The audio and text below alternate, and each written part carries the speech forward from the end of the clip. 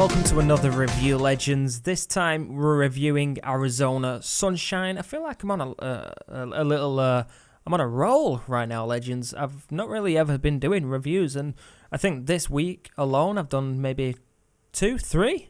Feel free to let me know if you enjoy the reviews. So, starting out, as always, I want to be completely transparent. I received this game free from the developers to make content on the channel and a review. So, I want to thank you, Vertigo Games, for the code. Right into the review. Two of the most important VR questions, in my opinion. How are the controls? Okay, so, firstly, you have 3 ways to play the game. You have the standard PlayStation 4 controller. You have the 2 move controllers, or you can also use the new aim controller, which is pretty nice to have 3 different options. Options are beautiful, always nice. I've used all 3, and all 3 work pretty well, honestly. Although the 2 move controllers do have a little, you have to kind of get used to them. But once you do get used to them, you'll be popping zombies' heads off in no time, which, might I add, feels incredibly satisfying. Popping the heads off the zombies in just one shot, like. It's so nice, especially if you get a couple of headshots in a row. It's beautiful. My main complaint, however, is that from my knowledge, you can only use the 2-handed weapons, which are for the aim controller, in a mode that's dedicated for the aim controller. You can use the aim controller in the other modes, but you only actually get the 2-handed weapons in that dedicated mode, which you can actually do in co-op, which is in my opinion, a massive shame. And why? I don't know. But it is a shame. So the second most important question, motion sickness. It's VR. We've got to get that out of the way. Thankfully, the game has plenty of options to choose from. You can use teleporting. You teleport around the map. Pretty much no motion sickness there. You got the incremental movement, which is kind of a step up from teleporting. And then the next one, which is the one that people mostly feel motion sick from, is obviously the free movement, the smooth. I don't feel it, so I, of course, play in the free movement. But you have the 3 options. That's nice. So you shouldn't suffer from motion sickness. And well, if you do, and you're on the free movement, just make it incremental. If that's still a little bit much for you, of course you can go into your teleport. So motion sickness shouldn't really be an issue in this game because of the options. Also, just to add, you can switch to left-handed, so the lefties are taken care of, which in the last game I reviewed, they didn't. So that's nice. Thank you. I'm not a lefty, but I know lefties are out there, and they appreciate that kind of thing. So, what game modes can we expect? We have a single-player mode that you can also go through in co-op.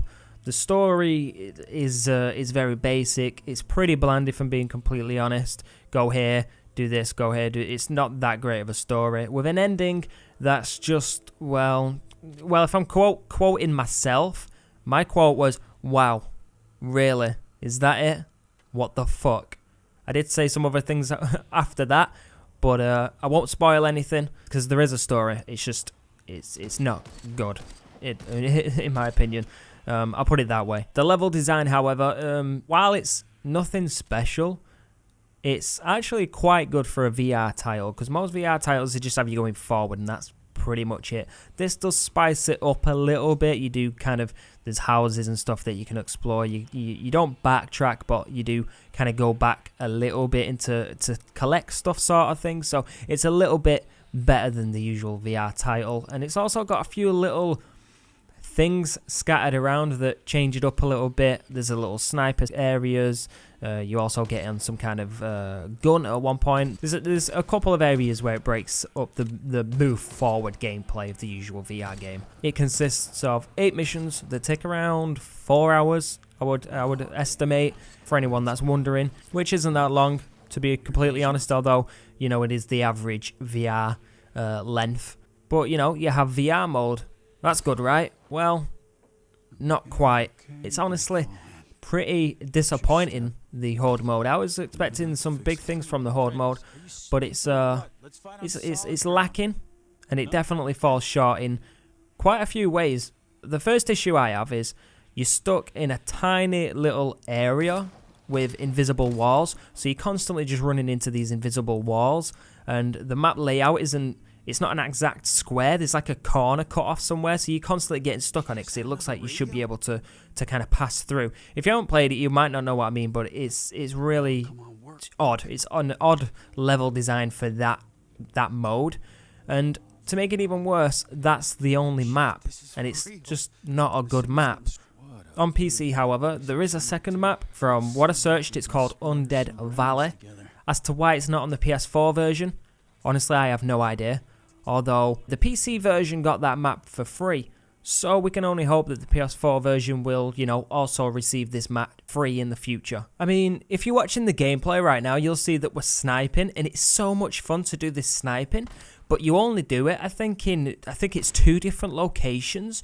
Just imagine, right, if they had a Horde mode where basically it's, because the Horde mode is up to 4 players, imagine if you could just have 4 snipers lined up, and basically you just, the waves and waves of enemies are coming in, and you and 3 of your teammates are all set up on snipers, taking out waves of zombies that are coming in, and you have to defend, like, let's just say there's a barricade, and they have to destroy the barricade to get into you guys, to kill yous, but you're basically defending that barricade, sniping the hordes. That'd be such a freaking cool Horde level to play.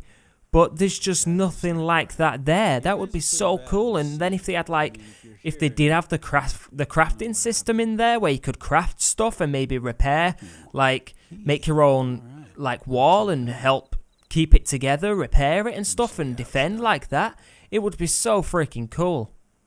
So, you know, maybe in the future, maybe not. But if you guys are watching this at Vertigo, please, you know, take that kind of thing into consideration. You know, with that said, at the end of the day, it can be pretty fun in co-op on the story. You know, just seeing what you can and can't do and have a little bit of fun with your teammate. And something I do want to say is, going back to the crafting that I just mentioned, it's so weird that there's basically items in the game. There's like duct tape, you can pick it up, but you can't do anything with it. And it's so strange. Duct tape, there's like melee weapons, like axes, shovels, and all these kind of things. Frying pans. There's a whole host of things that you can pick up that you would expect to be able to use as a weapon. I mean, a shovel, an axe, you know, you would expect. But no, you cannot use these things as melee weapons. And from my knowledge, you can't do anything with them. You pick them up, but you can't do it where you can throw them. I don't know if that counts as doing something with them, but you can't attack with them. And it's so strange that you can pick up all these melee weapons and not do anything with them. You can also, like I said previously, you can pick up duct tape, and you would think like, oh, duct tape, okay, is there some kind of crafting system? Nope. You don't do nothing with the duct tape. You do absolutely nothing with it. You pick up drinks. You can't drink them, although you can pick up burgers and eat them, but you can't drink the drink. It's just, I don't know, it's kind of, there's no consistency there. It doesn't make sense. You also pick up these kind of first aid bags, and you would think, oh, okay, a first aid bag. I can heal myself. Nope. The only way you heal yourself is picking up the burger and eating it, but the first aid is there. You can pick it up, but you can't do anything with it. So it's just kind of, it's odd, is what I'm saying, that they're there and you can pick them up, but you can't do anything with it. It's so strange. Like, why even have them there if you can't do anything with them?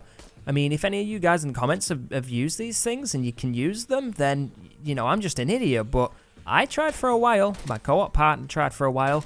We couldn't do anything. No crafting or nothing, but it alludes to that you would be able to, but you can't. Maybe they originally, maybe they had the idea to have a crafting system and just never really followed through with it. Maybe they didn't quite get it out in time or something.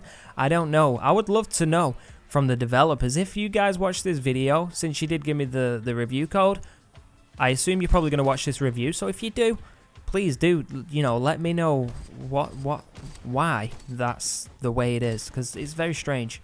So, you know, overall, I don't think it's a bad game. It's just not a must-have VR game, in my opinion, which is a shame, because, honestly, I was hoping this was going to be something amazing.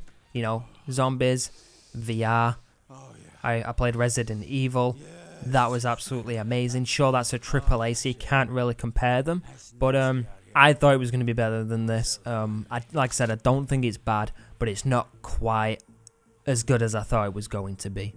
I do quite like, though, speaking on Resident Evil, I do like the way you kind of have your own little caravan in the game. Not Resident Evil.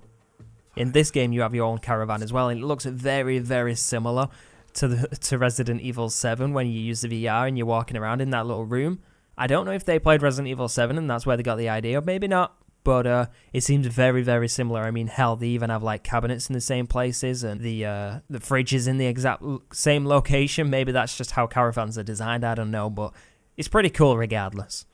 I do also like the way you, to play single player, you like pick up a little tape, which is actually, come to think of it, kind of like Resident Evil 7 as well. Anyway, you put a single player tape in, you play single player, multiplayer, Horde mode, tape, and it's pretty cool. It's a little thing, it's a little VR feature. It's cool. I do like the interactive VR menus. I think that's something that's unique to VR games, and I quite like it. So yeah, overall, I think the game just falls a little short. I do also have a few little things that kind of annoyed me and had me confused as how they didn't notice them. Obviously, the pointless items aside, for some reason you can't do the first mission in co-op. Why? I don't know. There's no real reason, from what I could see, why you couldn't play that first mission in co-op. And then to make it even worse, is it never tells you. You know, there's no recommendation when you're starting or anything. Like, I don't know, a recommendation should pop up. Like, if you go to play co-op first, a recommendation should pop up saying, oh, you know, by the way, you can't play the very first mission in co-op, so please do that in single player first. But it doesn't give you no recommendation. So if you jump straight into the co-op, the multiplayer, you have no idea, and there's a chance that you would completely miss the first mission. Which is the first mission? The first mission is supposed to be the most important. In my eyes, it's a very odd oversight. And the worst is that's not all. When you select co-op, you just choose a mission, you know. Here's the issue. The levels are all unlocked from the start, and the levels aren't numbered. So if you've never played the game before, you have no idea what the first mission is. So me and my co-op partner ended up starting on mission 3 Canyons because we thought that would be the first mission because, you know, how would we have known? That coupled with not even being able to play the first mission, so you don't get that context at the beginning in co-op, it's just a mess. 2 other little things that I came across that kind of naggled me. If you're using the move controllers, you can't sprint, or at least I found no button to sprint. So that's a little bit weird. And also, if you start up the game with the PS4 controller, which I think most people would start up a game with the PS4 controller and then switch to the controller that they want to use. But if you start with a PS4 controller and you want to use the aim controller, for whatever reason, you'll need to restart the game if you started with a PS4 controller. So you basically need to make sure that when you start the game, you're using the aim controller, because if you're not using the aim controller, it won't recognize that you're using it. Very strange. I'm honestly not sure how these little issues made it past, but they did.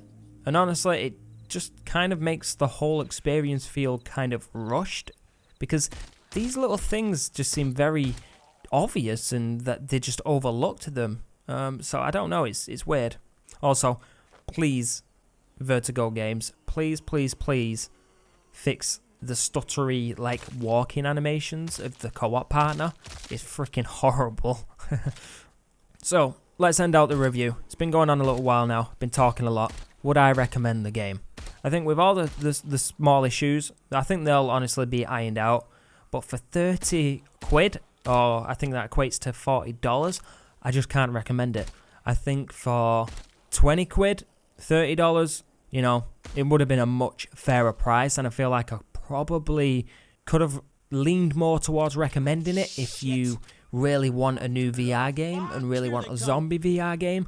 I think for 20 quid, for $30, I could have been like, you know what, maybe it's worth it. But for $30 for what you get, I honestly just can't. I can't recommend it at 30 quid. I just can't. And that's the review. I hope you legends enjoyed the video. Leave down your opinions if you've played it, and if you have any questions, feel free to leave them down in the comments. I'll of course read them and answer any of your guys' questions. So I've been Unknown Legion TV reviewing Arizona Sunshine. Leave a like if you liked it, subscribe if you're new, and as always, I'll catch you legends on the next video.